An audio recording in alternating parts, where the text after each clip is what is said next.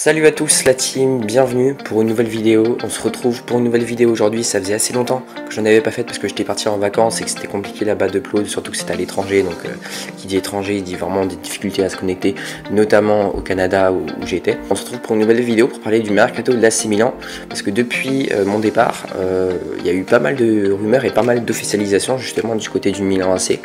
On va le voir avec je crois 5-6 recrues, si on compte Moussa qui va arriver là dans les prochains jours. Et voilà, je pensais que c'était vraiment légitime de faire cette vidéo sur l'AC Milan qui recrute vraiment très bien avec Geoffrey Moncada qui est notamment à la tête de la cellule de recrutement. Donc voilà, avant que la vidéo commence, évidemment n'hésite pas à t'abonner, à partager et à liker la vidéo, ça fait toujours plaisir et vachement avancer la chaîne. Puis voilà, allez, nouvelle vidéo, c'est parti.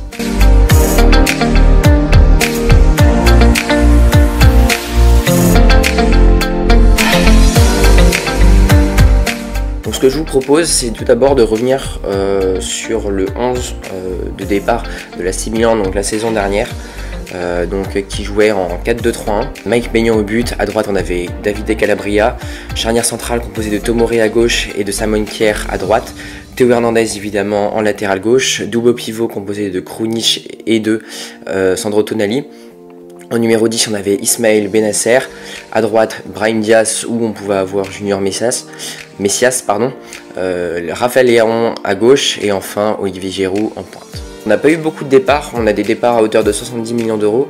On a eu un retour de prêt au Real de Madrid en ce qui concerne Brahim Diaz qui était vraiment le joueur quand même clé, et Sandro Tonali qui quitte l'AC Milan, qui était vraisemblablement poussé en dehors de l'AC Milan à partir, et donc qui s'engage à Newcastle pour 70 millions d'euros. Et on va voir quand même que c'est une grosse perte pour le milieu de terrain, et on va voir que justement le milieu de terrain va être totalement à reconstruire. Il va être reconstruit, moi j'aurais peut-être pris des joueurs un peu plus de classe mondiale, ou en tout cas avec un peu plus de certitude. Bon, ça n'a pas été fait, après ça reste quand même des très bons joueurs qui ont été pris, on va pas se mentir. Et donc ce que je vous propose, c'est de s'intéresser maintenant aux recrues. Donc tout simplement, en défense on n'a pas eu de recrue, si ce n'est l'émergence de Malik Thio, qui vraiment, ou je sais pas si on prononce Thio, mais qui vraiment fait forte impression lors de cette préparation. Vraiment un très jeune joueur qui est international allemand, qui a 21 ans, en tout cas pour ceux qui ne suivent pas l'AC Milan régulièrement.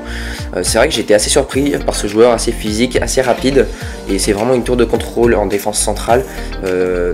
On sait que Simon Kjær, lui, est plutôt sur le retour, et donc on a vraiment Malik Thio qui est vraiment, plus d'avoir Pierre Kaloulou en backup, qui peut vraiment gérer en défense centrale, et il se dirait que ça pourrait être vraiment un titulaire indiscutable dans la charnière centrale avec Tomori, qui réalise une première partie de saison assez décevante, on va pas se mentir.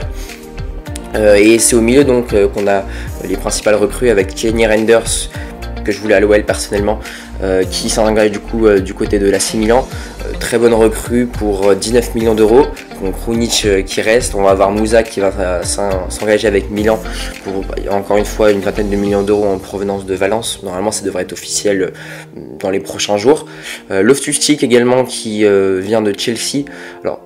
Alors ça c'est pas un transfert que je comprends vraiment beaucoup, mais voilà, pourquoi pas, ça peut amener de l'expérience, donc pourquoi pas. Donc Reinders qui vient, et puis en attaque on a Okafor, pareil, qui vient du RB Salzbourg, une recrue qui est très intéressante je trouve. C'est vraiment un neuf moderne qui peut jouer également ailier gauche et qui sera vraiment un bon backup d'Olivier Giroud, parce que Olivier Giroud, on va pas se mentir, il est plutôt comme Simon Kjær sur le retour, et donc c'est vraiment bien d'amener cette profondeur de banc, et qui va peut-être amener Olivier Giroud à un peu souffler en cours de saison, et je trouve voilà, ça c'est vraiment top. Donc en plus de Noah Okafor, on a évidemment beaucoup de recrues côté droit, avec Pulisic qui vient lui aussi de Chelsea, très bonne recrue qui vient pour 20 millions d'euros. Et également on a Chukwueze, je ne sais pas si je le prononce bien, mais voilà, là encore une fois 20 millions d'euros je crois, à peu près, si je ne dis pas de bêtises. 8 millions de bonus je crois, à vérifier, mais je crois que c'est ça.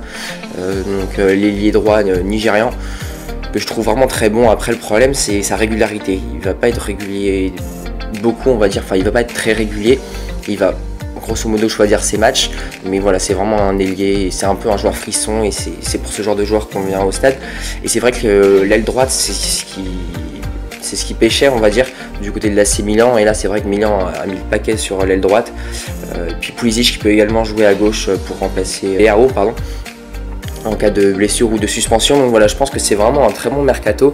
Donc moi là je vous mets l'équipe en 4-3-3 et donc on a à peu près 110 millions à peu près d'achats, je crois 109 pour être précis, pour 70 millions de ventes. Donc on a une balance négative de 40 millions d'euros quasiment, 39 pour être précis.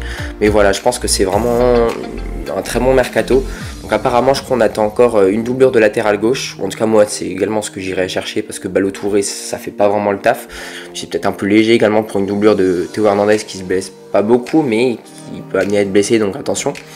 Peut-être un latéral droit, même si Kalulu peut dépanner en latéral droit avec Calabria, donc qui est titulaire en latéral droit. Mais voilà, donc c'est vraiment un bon 11. Là je vous le mets en 4-3-3, donc avec Benacer également qui va revenir, lui qui s'est gravement blessé au genou. Il va revenir en à peu près, je crois que j'ai calculé, c'est courant le mois de novembre. Donc c'est pour ça également que l'AC Milan a dû recruter, c'est très important. Ce Benacer il faisait vraiment partie des cadres et donc vraiment il y avait un gros chantier au milieu de terrain. Et l'AC Milan pour moi a vraiment bien recruté, donc il va falloir également gérer tout ce qui est les cas Charles de Ketelaere, je sais pas si je le prononce bien encore une fois. Voilà, peut-être le prêter, le vendre, je ne pense pas parce que c'est quand même un gros investissement, je crois 30 millions d'euros à peu près. Et puis évidemment Yacine Adli qui était venu des Girondins de Bordeaux mais qui n'a pas donné satisfaction. Donc là peut-être un transfert définitif serait plus approprié.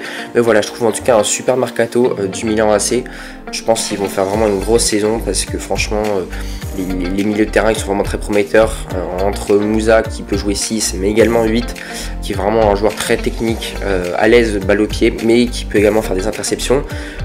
Pareil, Reinders suivi les qualités pour jouer en double pivot. Donc évidemment ça va prendre du temps qui s'adapte les joueurs. Et puis le Loftus-Cheek, c'est vrai que je comprends un peu moins, mais pourquoi pas en ce qui concerne l'expérience des grandes compétitions européennes, notamment la Ligue des Champions que Milan jouera.